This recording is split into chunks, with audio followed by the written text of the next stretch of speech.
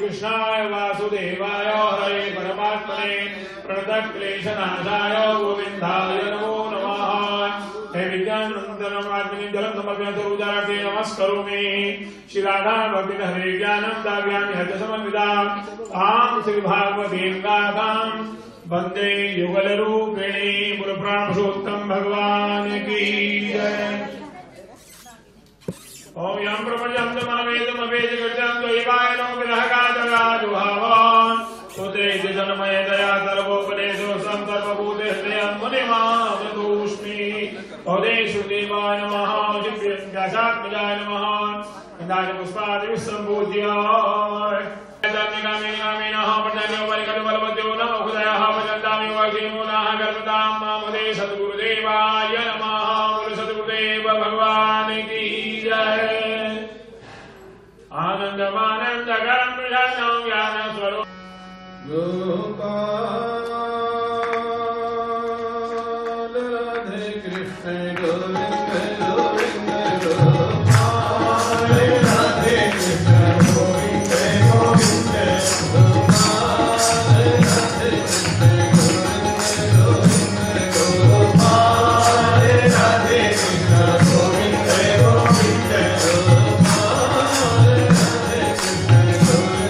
गोविन्द गोपाल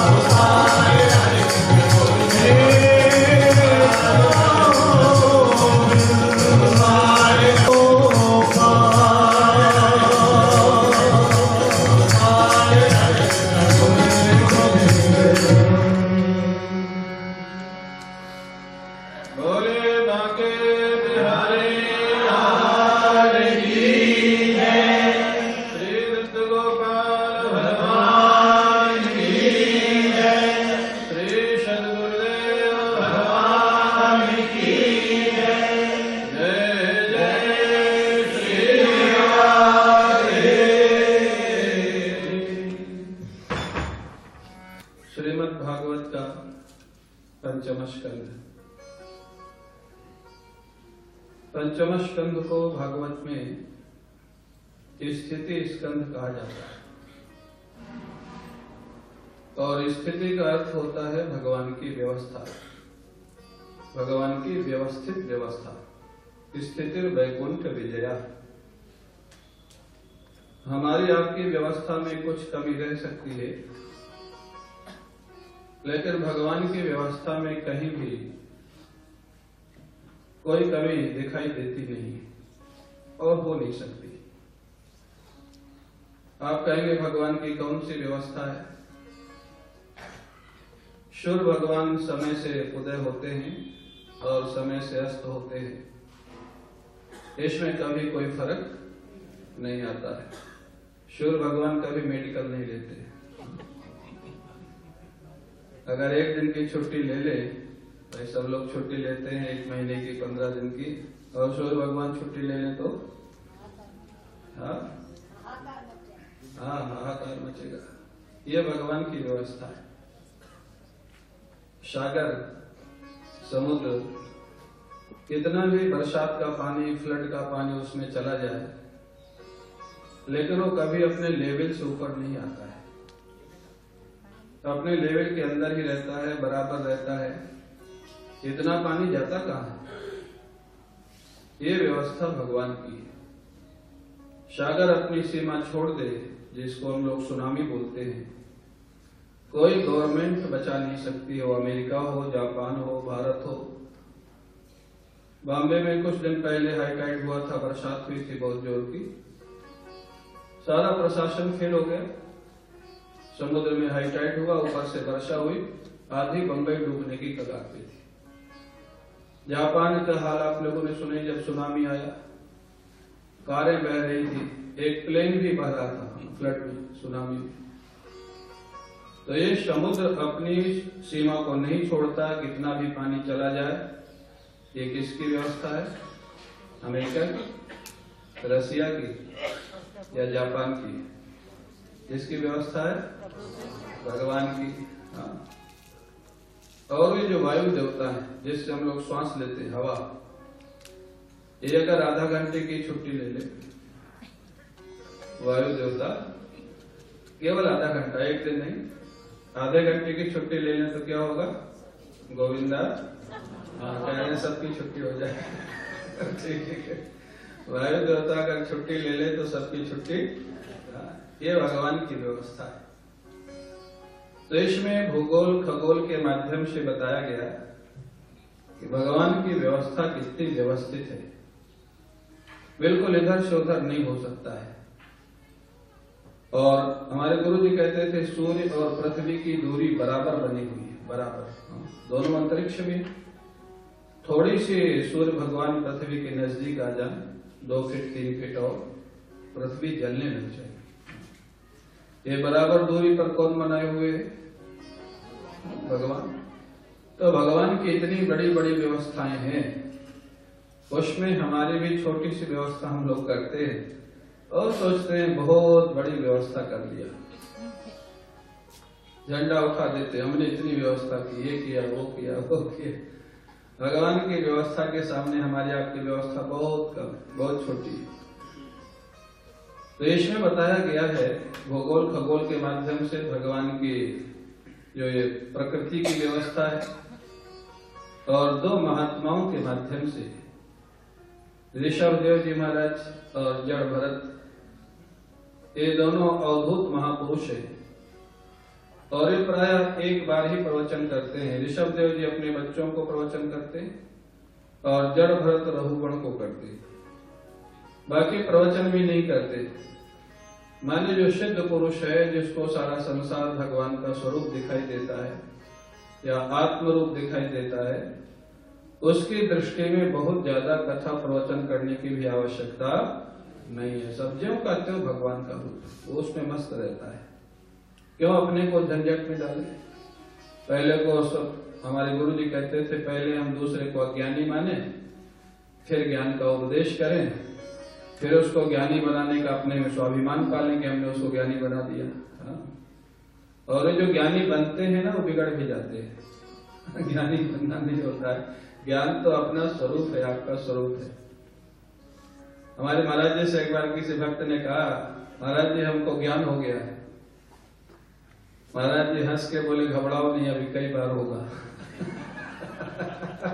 अभी तो एक बार ही हुआ, अभी कई बार होगा, घबराओ नहीं। तो ये जो ज्ञान उपजे विनिश्चय ज्ञान जिम पाई कुसंग सुसंग, ये जो ज्ञान होता है तो वो बिगड़ भी जाता है। अज्ञान की निवृत्ति होती है, ज्ञान अपना स्वरूप है, उसकी अनुभूति होती है।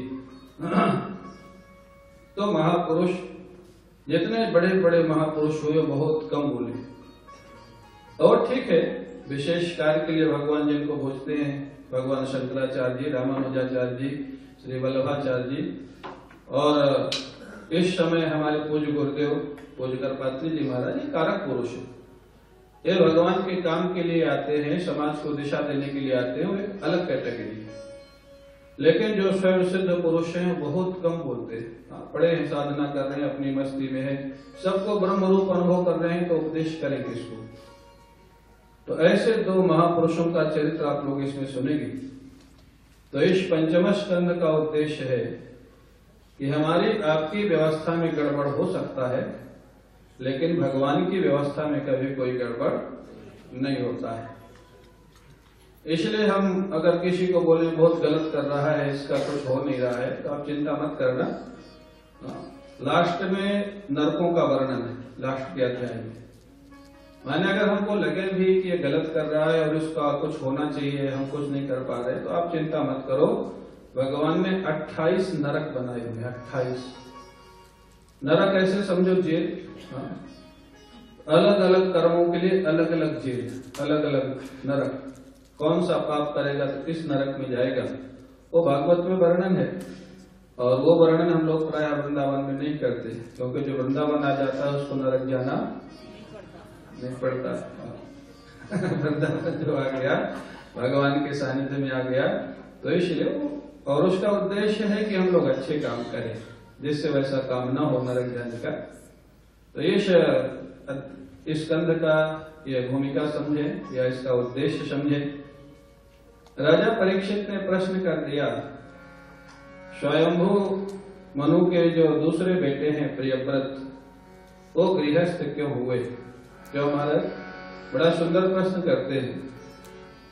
प्रियव्रतो भगवत आत्मा राम कथम मुने गृहे रमतयन्मूल कर्म बंधा पराभव। महाराज, प्रियव्रत ने गृहस्थाश्रम में प्रवेश क्यों किया? क्यों? बोले विवाह करने के पहले ही वो भगवान के भक्त थे, ज्ञानी थे। बोले विवाह किसको करना चाहिए? जिसको विवाह के पहले संसार से वैराग्य न हो, संसार में अट्रैक्शन हो तो विवाह करो, और जिसको शुरू से अट्रैक्शन नहीं है, वैराग्य है, तो उसको सीधे भगवान की भक्ति के रास्ते में जाना चाहिए, विवाह करने की आवश्यकता नहीं। क्यों? बोले वैराग्य ना हो तो विवाह करो, मतलब क्या निकला? विवाह करने के बाद भी होगा, फिर पहले नहीं है तो विवाह करने के बाद वैराग्य होगा। कब वैराग्य होगा? या तो पत्नी से झगड़ा होगा, या बेटे से झगड़ा होगा। जहां हमारा जो कार्यक्रम प्रोग्राम, जो देहाती प्रोग्राम जब चालू होता है ना, उसके बाद फिर लोगों को वैराग्य होता है। लेकिन फिर तो 25 साल 30 साल तो निकालना पड़ेगा विवाह करने के बाद, बीच में भागने का रास्ता नहीं। तो उन्होंने कहा कि प्रारंभ से ही भगवान के भक्त थे, प्रेमी थे, फिर उन्होंने विवाह क्यों किया? सुखदेव जी महाराज मुस्कुराए, बोले बहुत सुंदर प्रश्न किया है। और प्रियव्रत विवाह सही में करना नहीं चाहते, साधना कर रहे थे। विवाह की अवस्था हुई तो पिताजी बुलाने आए, चलो बेटा विवाह का समय हो गया, विवाह करो। प्रियव्रत के पिताजी कौन थे? कौन थे? प्रियव्रत के पिता स्वयंभू मनु, स्वयंभू मनु के पिता ब्रह्मा जी। तो प्रियव्रत के पिता स्वयंभू मनु बुलाने आए, चलो बेटा विवाह का समय हो गया। मना कर दिया, पिताजी हमारी विवाह में कोई रुचि नहीं, हम तो भजन करेंगे भगवान का। पिताजी की बात नहीं माने तो पिताजी अपने पिताजी को ले आए, ब्रह्मा जी को, आप समझाओ ये विवाह नहीं कर रहा है। यही होता है, ये आपके हमारे जीवन की घटना है। बेटा विवाह न करे तो पहले माता पिता समझाएंगे, उनके नहीं मानेगा तो फिर अपने पिताजी को ले आएंगे, आप समझाओ। कई लोग तो हमसे कहते महाराज आप समझाओ। मैंने कहा हम बिल्कुल नहीं समझाएंगे, हम तो कहेंगे तो हमारे तरफ आ जा। पिताजी को ले आए, अपने पिताजी को आप समझाइए। ब्रह्मा जी ने कहा बेटा तू विवाह कर ले, तेरे पिताजी कह रहे हैं अवस्था हो गई है, और विवाह करने में जो समस्याएं आती हैं, काम क्रोध लोभ मोह मद मत्सर, वो तेरे जीवन में पहले से ही नहीं है, तो तेरे को कोई समस्या आएगी नहीं। अब ये जो है ना, अब यही सलाह ब्रह्मा जी को सृष्टि बढ़ानी है, तो ब्रह्मा जी ने सब सलाह लिया, तो उन्होंने कहा जब काम क्रोध लोभ है ही नहीं तो विवाह कर ले, तेरे जीवन में कोई समस्या आएगी नहीं, विवाह कर ले। लेकिन यही सलाह अगर किसी महात्मा से ली जाती तो महात्मा कहता है जब काम क्रोध लोभ है ही नहीं तो काहे को चक्कर में पड़ता है, भजन कर भगवान का क्यों पड़ता है। तो आपको क्या बनना है ऐसे आदमी से सलाह लेना, गृहस्थ बनना है तो गृहस्थ से लेना, और बाबा जी बनना है तो बाबा जी से लेना। गृहस्थ तो अपनी सलाह देगा, और ये गृहस्थ लोगों का ऐसी मानसिकता होती है, अगर कोई भजन कर विवाह न करना चाहे तो उसके पीछे लग जाएंगे, और जब विवाह कर लेगा तब फिर बड़े खुश होते हैं, अब आया ऊंट पहाड़ के नीचे। अब पता लगेगा इसके बाद, माने अब हमारे जैसा हो गया ना, फिर शांति उनको हो जाती है। रोटी बाबा कथा सुनाते थे, बोले कि एक जगह मेला, पहले गांव में मेला लगते थे ना, तो एक शिविर के बाहर बैनर लगा हुआ था, यहाँ मनुष्य का जीव दिखाया जाता है। अब जीव तो आजकल वैज्ञानिक भी नहीं देख सका अभी तक, बड़ा प्रयास किया जीवात्मा कैसा होता है। वहां बैनर लगा, मनुष्य का जीव दिखाया जाता है, टिकट था 100 रुपया। 100 रुपये में जीव दिखे, लाइन लग गई, क्यों लग गई, बहुत लोग क्यों में थे। पहला आदमी जब अंदर गया उसने बोला दिखाओ कहाँ है जीव, तो एक लकड़ी में रोटी टंगी हुई थी, रोटी चपाती, बोले यही मनुष्य का जीव है, ये ना मिले तो मर जाएगा, चलो निकलो इधर से। वो जब दूसरी तरफ से निकला तो इधर वालों ने पूछा कि वो जीव दिखा, बोले हाँ बहुत अच्छा दिखा, चले जाओ। वो जानता था अगर ये नहीं जाएंगे तो मेरी मजाक बनाएंगे, मैं फंसा तो ये भी फंसे, तब कोई किसी के मजाक नहीं बनाएगा। तो ये दृष्टांत है। अभिप्राय क्या है, जो विवाह करके फंस गया है वो जानता है ये क्यों ठीक रहे, जिसको भी फंसाओ। तब हाँ विवाह नहीं करेगा तो पीछे लग जाएंगे, विवाह करने के बाद फिर खुश होते हैं, अब आया ऊंट कहाँ, पहाड़ के नीचे। हाँ अब पता लगेगा। ब्रह्मा जी ने बहुत समझाया लेकिन प्रियव्रत ने माना नहीं, पक्के थे महाराज। पिताजी ने समझाया, पिताजी के पिताजी ने समझाया, अब उनके गुरु जी को बुलाया गया। प्रियव्रत के गुरु जी थे नारद जी। अब समस्या क्या है कि प्रियव्रत के गुरु हैं नारद जी और ब्रह्मा जी के बेटे हैं। अब नारद जी बीच में फंसे, ब्रह्मा जी के खिलाफ भी नहीं बोल सकते और शिष्य को कह नहीं सकते कि विवाह कर लो। अब नारद जी द्वंद्व में पड़ गए। नारद जी ने फिर विचार किया, प्रियव्रत से कहा विवाह कर लो और तुम्हारा कोई नुकसान नहीं होगा, मैं सहायता करूंगा, मैं पिता का विरोध तो नहीं कर सकता हूँ। ब्रह्मा जी नहीं होते तब तो मैं कह देता मत करो। लेकिन अब ब्रह्मा जी खड़े मेरे पिताजी, तो कर लो। तो गुरुदेव के कहने से फिर प्रियव्रत ने विवाह किया और विवाह करने के बाद प्रजापति विश्वकर्मा की बेटी बृहस्पति से विवाह किया।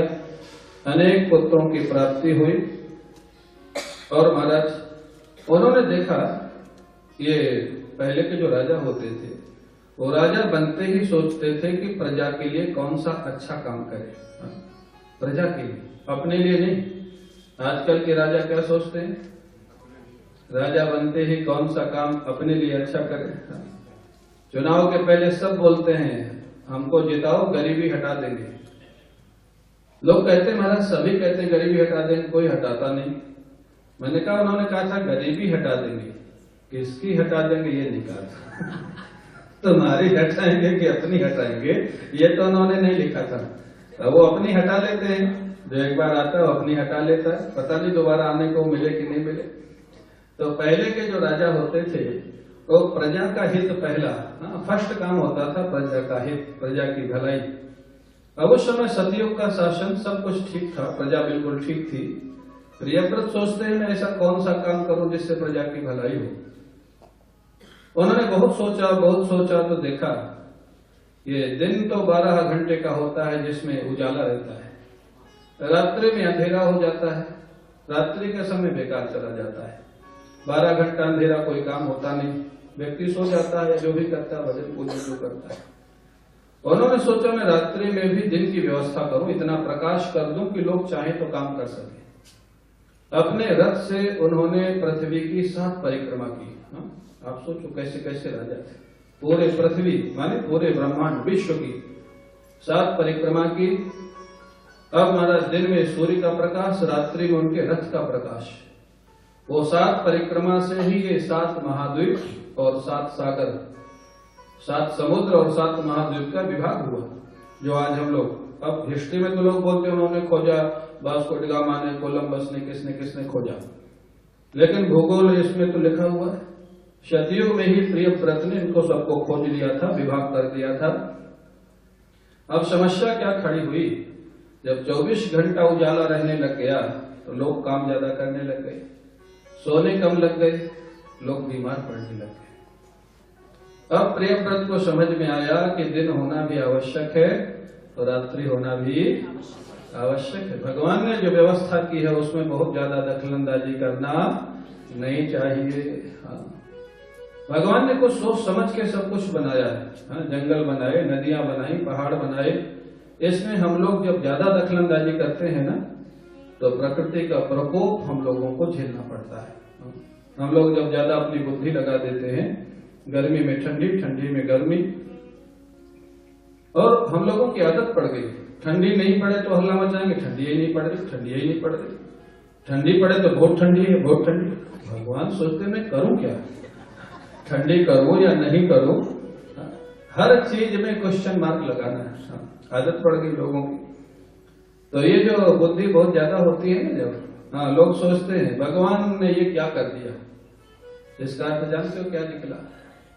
माने भगवान की इतनी बुद्धि नहीं थी कि क्या करना चाहिए था, हमसे पूछते तो हम बताते क्या करना चाहिए हमको सेक्रेटरी बनाते तो हम बताते हाँ ये क्या कर दिया भगवान ने।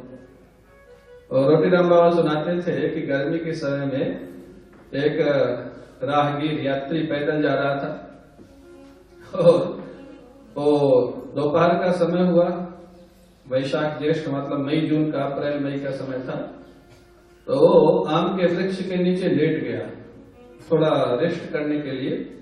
देखा आम के वृक्ष में फल लगे, बगल में तरबूज की बेल है। तरबूज जानते हैं हम लोग, वाटरमेलन, तरबूज की बेल है, उसमें इतना बड़ा बड़ा तरबूज लगा है। आम के पेड़ में इतना बड़ा बड़ा आम लगा है। वो नीचे लेटा लेटा सोच रहा है भगवान की